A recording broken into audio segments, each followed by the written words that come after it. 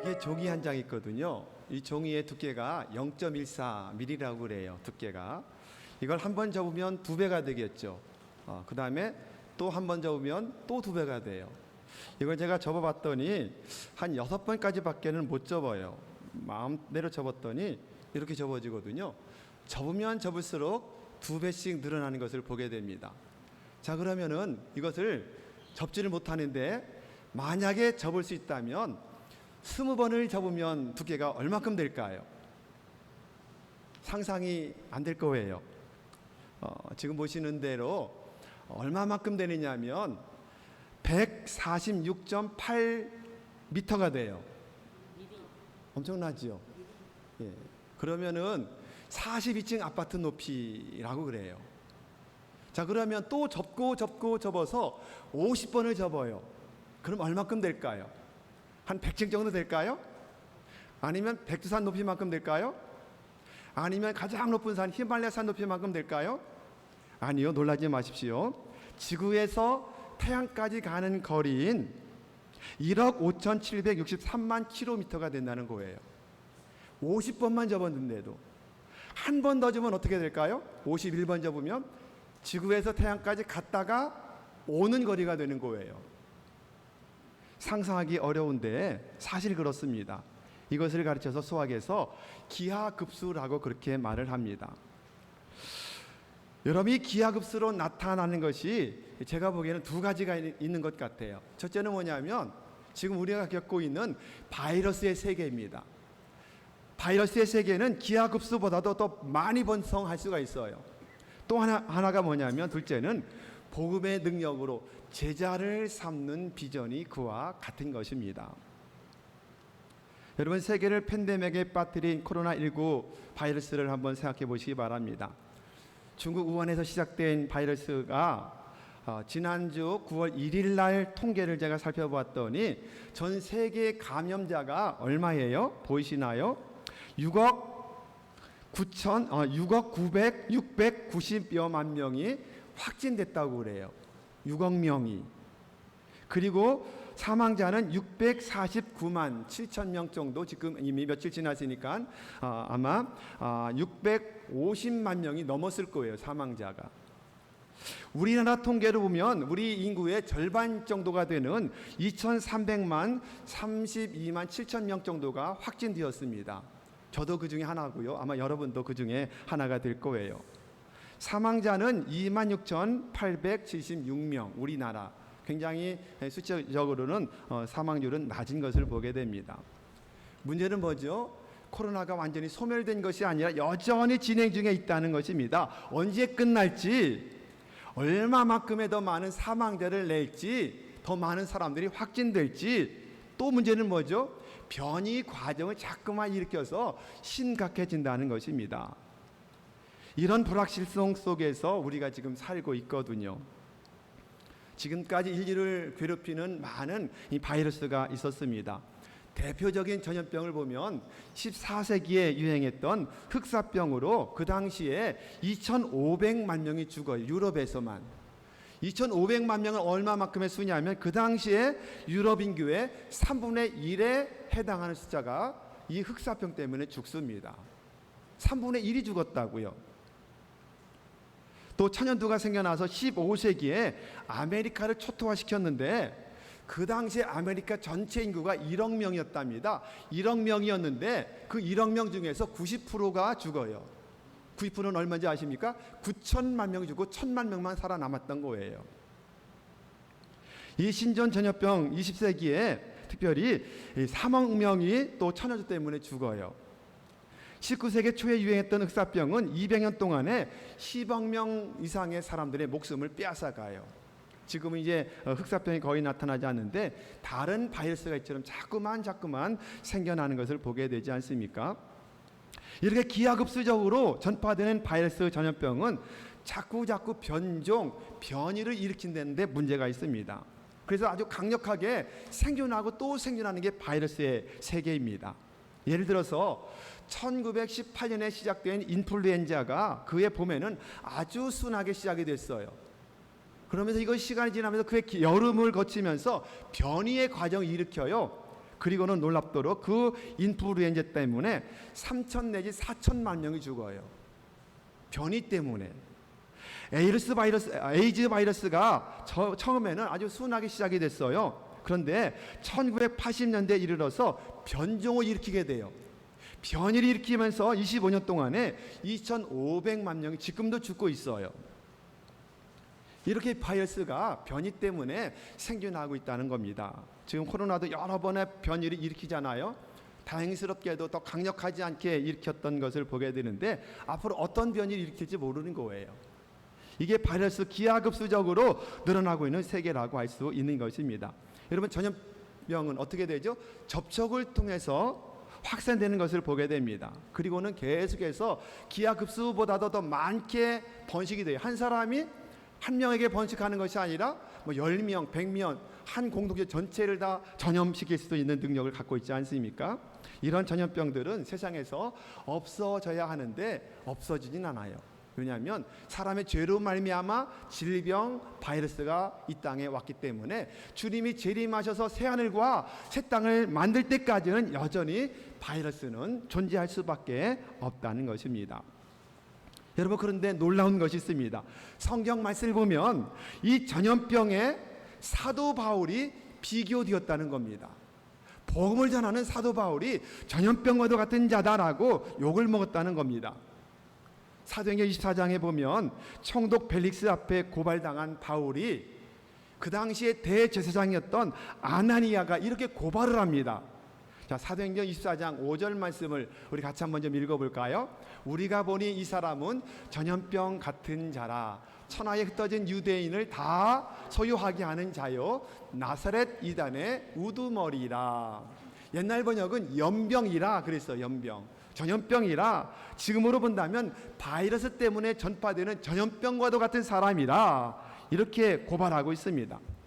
복음 되시는 만왕의 왕 되시는 예수님을 전한 것뿐인데 그 사도 바울을 전염병과도 같은 사람이라고 고발했던 것입니다. 정말 아나니아가 고발한 것처럼 사도 바울과 그의 제자들로 인해서 복음의 능력이 나타나서 전염병처럼 사마리아를 넘어서 이 아시아를 넘어서 그리고 로마까지 퍼져나가는 역사가 사도행전의 역사가 아닙니까? 이 복음의 능력, 이렇게 능력이라고 하는 말은 헬라어로 디나미스라는 단어가 쓰여지는데 이 디나미스라는 단어에서 여러분이 잘 아시는 다이나마이트라는 단어가 왔어요. 다이나마이트는 폭발을 일으키잖아요. 폭탄을 만들고 공사장에 쓰여지는 것이 다이나마이트인데 폭발을 일으켜요. 마찬가지입니다. 복음을 들은 사람들 마음속, 심령 속에 다이나마이트와도 같은 하나님의 능력이 폭발하여 영혼을 굴복시키고 그 영혼 속에 혁명을 일으키게 만드는 것이 뭐라고요? 복음의 능력이라고 할 수 있는 것입니다. 여러분, 전염병이 사람과 사람의 접촉을 통해서 일어나는 것처럼 계속 퍼져나가는 것처럼 복음을 뻗뜨릴 때도 마찬가지 가장 효과적인 방법은 뭘까요? 사람이 사람을 접촉하는 거예요. 먼저 믿는 우리가 믿지 않은 사람을 계속해서 끊임없이 접촉하는 것, 가능한 한 많은 사람과 만나서 의미 있는 생명의 접촉을 할 때에 그 영혼이 복음으로 전파되고 복음의 바이러스를 받게 되는 역사가 나타나게 되는 줄로 믿습니다. 질병 바이러스를 만나면 안 되지만 복음의 바이러스를 받는 사람은 놀라운 축복을 받아요. 삶이 바뀝니다. 인생의 문제가 해결되는 역사가 나타나게 됩니다. 그렇기 때문에 많이 접촉해야 된다는 겁니다. 오래전에 모유전도법이라고 하는 전도법을 만드신 분이 계셔요. 엄호섭 장로님이신데 이분이 쓴 책에 이런 책이 있습니다. 제목이 재미나요. 한 영혼을 위한 1000번의 기도와 100번의 만남, 이런 책을 쓰셨어요. 모유전도법의 책인데 한 영혼을 구원하기 위해서 몇 번을 기도한다고요? 1000번을 기도한답니다. 그 영혼을 구원하기 위해서 몇 번을 만나요? 100번을 만난답니다. 100번을 접촉하면 결국 그 영혼이 복음으로 구원되는 역사가 나타나오더라. 여러분, 가을은 전도의 계절이에요. 오늘부터 여러분 한 영혼 구원을 위해서 몇 번 기도하자고요? 1000번을 기도하는 여러분 모두가 되기를 주님의 이름으로 축원합니다. 몇 번을 만나자고요? 100번을 만나서 복음을 전하고 또 접촉함으로 말미암아 생명을 전하는 여러분 모두가 되기를 축원합니다. 반복은 기적을 낳습니다. 반복은 기적을 일으키는 거예요. 이 반복이 그만큼 중요한 겁니다. 바이러스에 감염되면 가장 대표적으로 나타나는 증상이 뭔지 아십니까? 이것은 열이에요. 열이 납니다. 왜냐하면 몸속에 들어가서 싸우기 때문에 열이 납니다.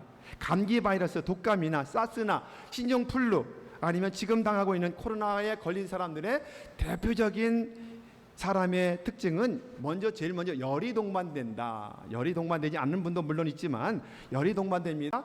그래서 적외선 카메라만 비추어도 열로 인해서 이 사람이 감염됐다, 복균자다라고 하는 것을 알 수 있게 되는 겁니다. 마찬가지가 아니겠습니까? 복음의 바이러스에 전염된 사람은 무엇이 난다고요? 열정이 생기는 거예요. 열이 생겨요. 불이 임합니다. 하나님을 향한 열정이 임하는 거예요. 믿으십니까? 복음을 향한 열정이 생겨나게 되는 겁니다. 주의 몸된 교회를 위한 섬김과 봉사의 열정이 막 생겨나는 것이 복음의 바이러스에 감염된 사람들의 특징이라고 할 수 있게 되는 것입니다. 여러분, 그렇다면 여러분의 신앙의 열정, 복음의 열정의 온도는 몇 도나 되실까요? 여러분 자신 한번 점수를 한번 매겨보시기를 바랍니다. 우리가 종종 목욕탕에 가면 한쪽에는 온탕이 있고 온탕 옆에 뭐가 있느냐면 열탕이 있어요. 근데 열탕과 온탕의 온도 차이는 기껏해야 3도 내지 4도 차이랍니다. 그런데 열탕은 굉장히 뜨거워요. 저 같은 경우는 들어가지 못할 정도로 뜨거워요.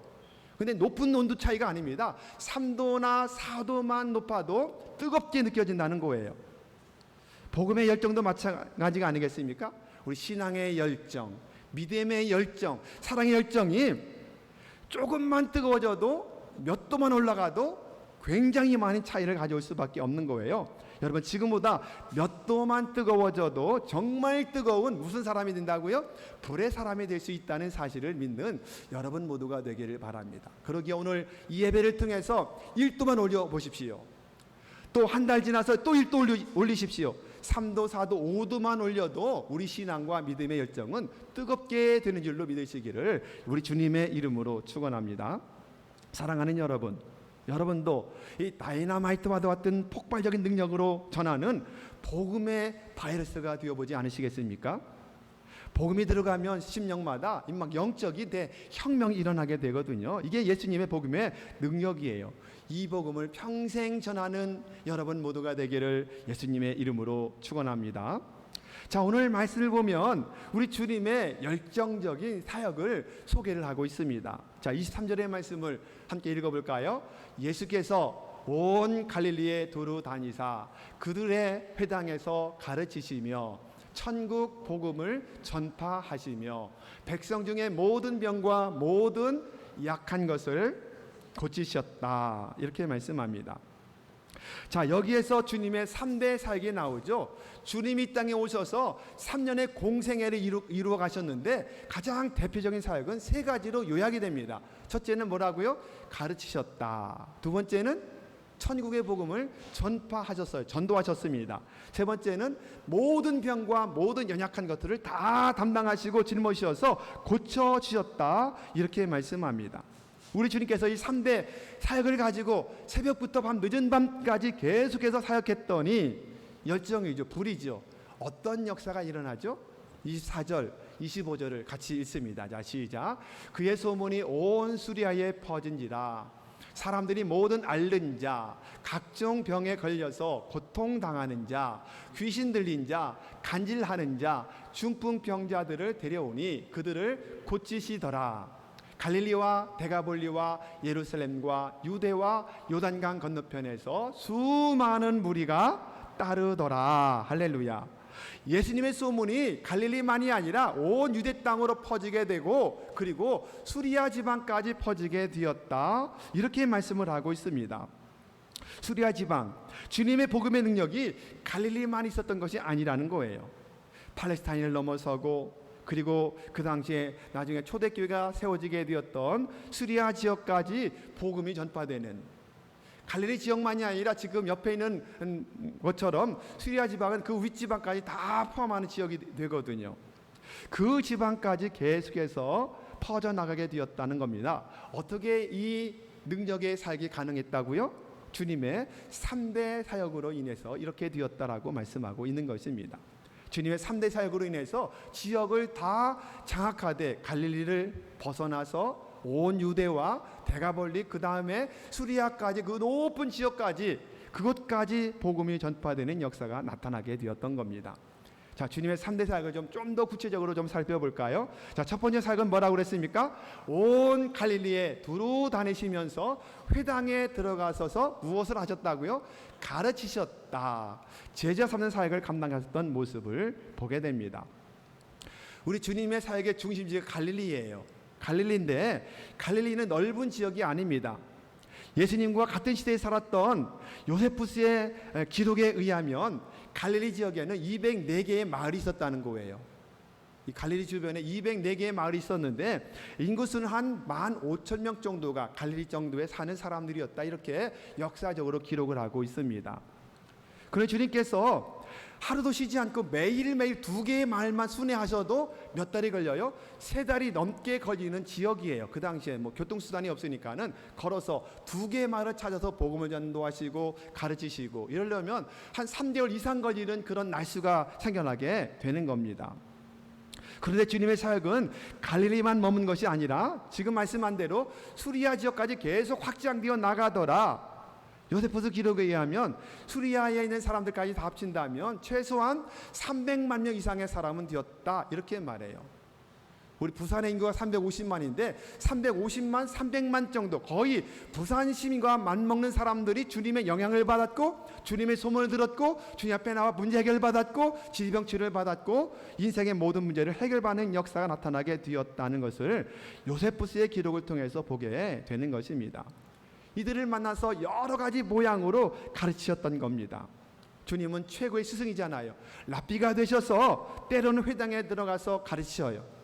때로는 산 위에 올라가서 많은 무리를 모아놓고 가르치시고 때로는 길을 걸어가면서 하나하나마다 가르치시고 배 위에서 때로는 바닷가에서 이 백성들을 가르쳤던 놀라운 역사를 보게 되는 것입니다.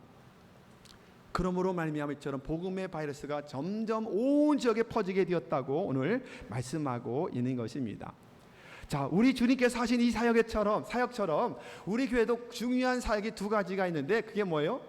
지금 2번째 나올 첫 번째 복음을 전도하는 사역을 먼저 하시고 그리고 가르치는 사역을 하셔야 되는데 이 2가지가 균형을 이루어야 됩니다. 하나만 잘한다고 교회가 성장하지 않습니다. 복음을 전도하는 사역과 가르치는 사역이 균형을 맞춰야 된다. 제가 설교 준비하면서 그런데 항상 왜 예수님은 가르쳤다가 먼저 나올까? 이게 궁금했습니다. 먼저 전도해야 그 전도된 사람을 가르쳐야 되잖아요. 그런데 주님은 항상 보면은 가르치기를 먼저 하시고 2번째가 전도하시고 이렇게 나가거든요. 제가 얻은 결론은 그것입니다. 이미 이스라엘 백성들은 하나님의 백성들이에요. 지금으로 본다면 전도된 사람들이에요. 전도된 하나님의 백성이기 때문에 먼저 더 자세하게 복음의 능력을 가르쳤던 겁니다. 그리고 여전히 제대로 알지 못하는 사람에게 이어서 또 복음을 전도하는 순서가 이렇게 되는 거예요. 여러분 성경은 순서가 굉장히 중요하게 차지하거든요. 가르친 사역이 먼저였다는 것을 우리가 기억하고 동시에 우리는 이제 전도하는 사역과 가르친 사역의 균형을 잘 이룰 때에 놀랍도록 부흥의 역사는 나타나게 될 줄로 믿으시기를 주님의 이름으로 축원합니다. 그러기에 오늘 주님의 사역을 본받아 우리 교회도 가르치는 사역을 감당해야 될 줄로 믿습니다. 이제 성경을 가르쳐야 됩니다. 또한 탁월한 양육과 훈련이 시작되어야 할 줄로 믿습니다. 이 가르치는 사역은 교회 사역 중에서 빼놓을 수 없는 정말 중요한 사역이에요. 왜 그럴까요? 지금 말씀한 것처럼 주님 사역 중에서 첫 번째 사역이 가르치는 사역이었다 이겁니다. 먼저 가르쳤다. 23절 말씀하죠. 온 갈릴리에 두루 다니사 그들의 회당에서 가르치시며 이렇게 말씀해요. 첫 번째 사역이 가르침이 먼저였다. 그러니 우리 교회도 가르친 사역이 이제 시작이 되어야 될 줄로 믿습니다. 제자 삼는 사역을 시작해야 됩니다. 이제 가을부터 우리가 이 사역을 시작을 하려고 그래요. 2번째, 왜 우리가 가르쳐야 되는가? 주님의 지상대 사명의 명령이기 때문에 그래요. 우리 너무도 잘 아는 마태복음 28장 19절부터 같이 한번 읽어볼까요? 자, 시작. 그러므로 너희는 가서 모든 민족을 제자로 삼아 아버지와 아들과 성령의 이름으로 세례를 베풀고 내가 너에게 분부한 모든 것을 가르쳐 뭐 하라고요? 지키게 하라, 이렇게 말씀해요. 가르쳐서 제자를 삼으라. 제자 삼으라는 말씀이 가장 중요한 동사예요. 제자 삼기 위해서 가고, 제자 삼기 위해서 세례 주고, 제자 삼기 위해서 가르치고, 이것을 지금 말씀하고 있는 거예요. 그래, 주님의 분부, 지상대 사명, 지상대 사명은 땅 위에라는 것이 아니라 가장 높은 사명, 가장 중요한 사명이라는 뜻을 가지고 있어요. 이 사명에 따라서 우리는 가르치는 사명, 제자 삼는 사명, 양육과 훈련을 이제 시작을 해야 하는 것입니다. 여러분, 모두 함께 순종하여 양육과 훈련을 받음으로 말미암아 인류 신앙인으로 잘 세워지는 복을 받아 누리는 여러분 모두가 되기를 축원합니다. 두 번째 주님의 사역은 뭐라고요? 천국 복음을 전파하셨다, 이렇게 말씀해요. 23절 한 번 더 볼까요? 빨간 것만 시작. 천국 복음을 전파하시며. 여러분, 여기서 천국 복음, 복음이란 뭘까요? 복음이라고 하는 말을 가장 정확하게 표현한 것이 이거더라고요. 인생의 모든 문제를 해결해 주신 예수님의 십자가 안에서의 승리, 이게 복음을 가장 잘 표현한 거예요. 모든 인생의 문제, 과거의 인생의 모든 죄의 문제, 현재 만나는 모든 인생의 문제, 미래적인 문제, 내세적인 문제까지 주님을 믿으면 다 해결됩니다. 이미 해결된 줄로 믿으시기를 바랍니다. 십자가로 말미암아 말입니다. 이게 가장 기쁜 소식인 거예요. 여러분, 사람들은 배가 고프면 뭘 하죠? 밥을 찾아 먹습니다. 목이 마르면 뭘 하죠? 이렇게 물을 찾아 마십니다. 이게 사람들의 모습이에요. 벌써 20년 됐나요? 2002년에 히딩크 감독이 우리는 아직도 승리에 목마르다 그랬잖아요. 목마르면 그 목 갈증을 해소하기 위해서 여러 가지 일을 합니다. 이처럼 사람들이 목이 마르면 물을 마실 줄 알고 배가 고프면 밥을 먹을 줄 아는데 영혼이 목마르면 어떻게 해야 될지를 모르는 게 인생이에요. 영혼이 목마르면 어떻게 할 줄을 몰라요. 영혼의 목마름을 채울 수 있는 것은 한 가지밖에 없습니다. 무엇이죠? 예수님의 복음을 받아들이고 주님 안에서만이 영적인 갈증을 해결할 수 있다는 사실을 몰라요. 모르기 때문에 먼저 믿어 우리가 전해야 되는 겁니다. 예수의 이 복음을 만나지 못하고서는 어떤 누구도 영적인 갈증을 해결할 수 없은 채 인생을 마감하게 되는 겁니다. 우리 주변에 영적인 갈증 때문에 고난당하는 사람들이 얼마나 많습니까? 그런데 여러분이 먼저 복음을 받아들였기 때문에, 여러분이 가서 복음을 전함으로 말미암아 한 사람을 전하여 구원하면 그 한 사람 속에 100만 명을 전도한 D.L. 무디가 있을 수도 있잖아요. 여러분이 전도한 한 사람이 D.L. 무디처럼 일하면 여러분은 전도 제대로 못해도 100만 명을 전도하는 D.L. 무디를 전도하게 된다고요. 여러분이 전도하면 수천만 명을 전도한 빌리그램 목사님과도 같은 사람을 전도할 수 있지 않겠습니까? 그러면 그 축복이 다 여러분의 것이 되지 않겠습니까? 함께 복을 받게 되는 것이지요.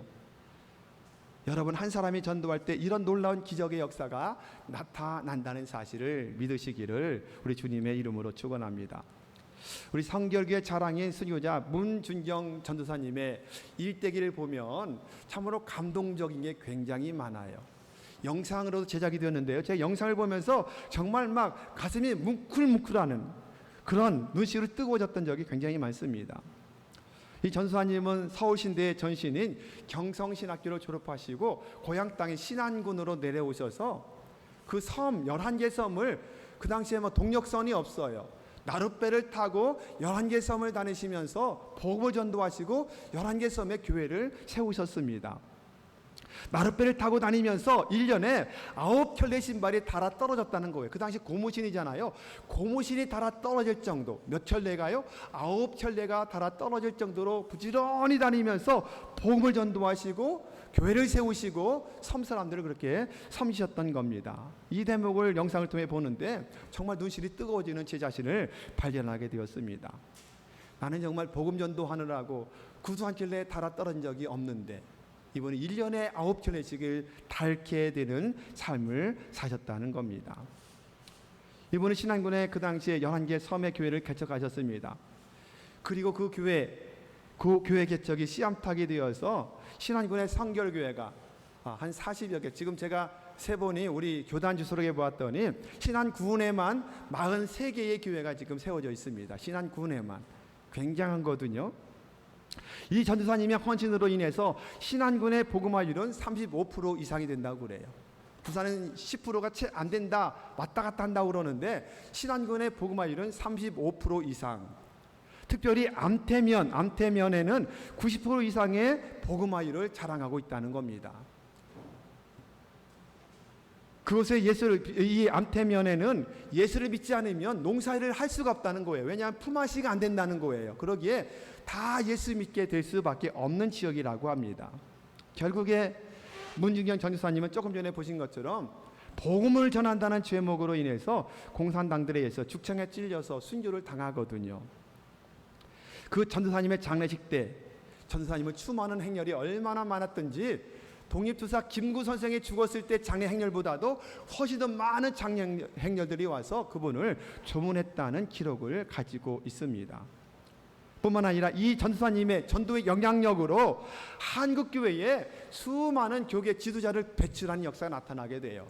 지금 보시는 것처럼 김준곤 목사님, 우리 교단의 총회장 지내신 이만실 목사님, 정태기 박사님, 이만선 목사님, 이봉성 목사님 등 68명의 목회자, 아주 영향력 있는 분들만 따져서 68명의 목회자가 배출되는 역사가 나타나게 되었다는 겁니다. 여러분, 이것이 한 사람을 전도하는 복음 전도의 능력인 줄로 믿으시기를 주님의 이름으로 축원합니다.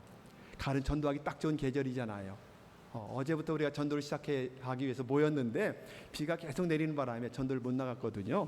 이제 9월부터 전도가 시작이 됩니다. 여러분, 복음 전도에 다 함께 동참하는 여러분 모두가 되기를 축원합니다. 축원합니다. 예, 아멘 하세요. 예, 우리 전도회별로 전도에 동참하는 여러분 모두가 되기를 바랍니다. 축복받는 비결이 가장 중요한 것 중에 하나입니다. 세 번째 주님의 사역은 뭐라고요? 모든 병과 모든 약한 것을 고치는 사역을 했다. 23절 말씀 한 번 더 볼까요? 백성 중에 모든 병과 모든 약한 것을 고치셨다. 이 말씀을 주목할 때 모든 병, 모든 약한 것, 모든에 여러분 주목해 보시기 바랍니다. 제한이 없어요. 주님의 능력에는 제한이 없어요. 영도, 혼도, 몸도 전인적인 치유를 일으키신 분이 주님의 치유의 능력인 줄로 믿으시기를 바랍니다. 만병의 대의사가 되기 때문에 그분이 고치려고 맘만 먹어도 다 고쳐지는 역사가 나타난 줄로 믿으시기를 바랍니다. 왜냐하면 그분은 우리를 지으신 창조주 하나님이기 때문에 그래요. 그러기에 우리의 연약함을 아셔요. 우리의 부족함을 아셔요. 우리 몸에 고장난 부분도 아셔요.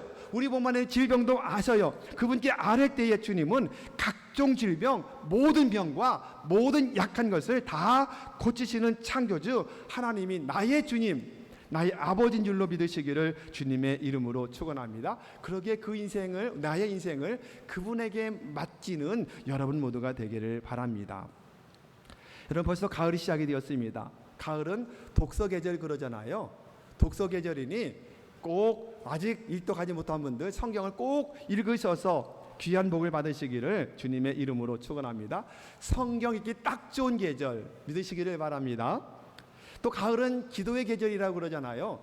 시인 중에서 김현성 시인은 가을에는 기도하게 하소서 이렇게 시를 썼잖아요. 기도하기 정말 좋은 계절입니다. 덥지도 않고 춥지도 않고 기도하기 너무너무 좋아요. 여러분, 기도에 전념하는 여러분 모두가 되기를 바랍니다. 뿐만 아니라 가을에는 너무너무 좋은 계절이기 때문에 전도하기 딱 좋은 계절이에요. 전도하기 딱 좋은 계절입니다. 여러분, 영적 침체를 벗어나야 되는데 영적 침체를 벗어나는 가장 좋은 길은 뭐냐면 전도하는 일입니다. 전도하면 가장 빠르게 회복의 역사가 나타나요. 믿으시기를 주님의 이름으로 축원합니다. 전도할 때 영적 침체는 물론 각종 질병도 떠날 줄로 믿으시기를 주님의 이름으로 축원합니다. 이제 우리 교회도 주님이 3대 사역처럼 그대로 일해야 됩니다. 첫 번째 어떤 사역이에요? 우리는 좀 순서를 바꿔서 천국 복음을 전도하는 사역을 시작을 해야 됩니다. 여러분, 함께 동참해 주시어서 복음의 발스를 가지고 이 지역 재성동을 넘어서 반여동까지 책임지고 해운대구를 넘어서 부산을 넘어서 나라와 민족을 넘어 열방까지 변화시키는 복음의 주인공 여러분 모두가 되기를 주님의 이름으로 축원합니다. 두 번째 사역이었던 가르쳐 지키게 하는 사역도 우리가 감당해야 될 사역인 줄로 믿습니다. 이제 가르쳐 지키게 하는 제자 삼는 사역을 가지고 양육과 훈련을 우리 기초부터 시작을 하려고 지금 준비하고 있습니다. 이제 여러분 다 함께 순종해서 성경 공부 모임과 제자 훈련에 다 함께 참여하시면 만년 삼류 신앙에서 벗어나서 정말 여러분 스스로 느낄 수 있는 인류 신앙으로 성장하는 역사가 나타날 줄로 믿으시기를 주님의 이름으로 축원합니다. 세 번째는 뭐죠? 모든 병과 약한 것을 고치는 것인데, 말씀과 성령의 능력으로 주님 앞에 나와서 기도에 전심전력함으로 치료받는 여러분 모두가 되기를 바랍니다. 인생의 모든 문제, 질병 문제만이 아니라 인생의 경제 문제, 인간관계 문제, 영적 문제, 정신적인 문제, 모든 문제까지도 다 해결받는 여러분 모두가 되기를 주님의 이름으로 축원합니다. 그러기 위해서 특별히 성령 치유 금양로 기도 시간에 다 나오시면 좋을 것 같아요. 새벽 기도 나오기 힘들고 다른 기도 모임이 나오기 힘들다면 성령치유 금양로 기도회만큼은 다 함께 나와서 정말 부르짖어 기도함으로 말미암아 질병 치료도 받으시고 놀라운 인생 문제를 해결받는 여러분 모두가 되기를 주님의 이름으로 축원합니다. 모든 병과 모든 약한 것을 고치는 것은 믿음과 기도밖에는 없습니다. 주님 앞에 나와서 그 은혜를 받는 여러분 모두가 되기를 주님의 이름으로 축원합니다. 계속해서 우리 교회가 이 3대 사역을 중점적으로 감당해야 됩니다. 첫째, 가르치고, 두 번째, 천국보험을 전도하고, 세 번째, 고치는 사역에 집중하는 교회가 되어야 할 줄로 믿으시기를 바랍니다. 우리 교회 비전이 있잖아요. 복음의 절대 능력으로 매일매일마다 승리하는 교회를 만들어가고, 제자 삼는 비전 가지고 충성스러운 일꾼을 세우는 비전을 가지고 있습니다. 뿐만 아니라 400년 교회처럼 하나님이 지정하신 건강한 교회를 이루기 위해서 끊임없이 나가는 비전을 가지고 있습니다. 이 비전에 일꾼이 필요해요. 일꾼이 있어야 일을 이룰 수가 있습니다. 여러분, 일꾼이 필요한데 이 일꾼들이 다른 사람에 의해서 시임받는 것이 아니라 오늘 예배하는 여러분과 여러분의 가정의 자녀들과 여러분이 속한 목장과 여러분이 속한 기관들을 통해서 가장 먼저 쓰임받는 일꾼 되어 약속의 모든 복을 받아 누리는 여러분과 여러분 가정 모두가 되시기를 주님의 이름으로 축원합니다. 그런 의미에서 옆 사람에게 인사 좀 하실까요? 당신이 역사의 지역입니다. 시작. 예, 당신이 역사의 지역입니다. 믿으시기를 주님의 이름으로 축원합니다.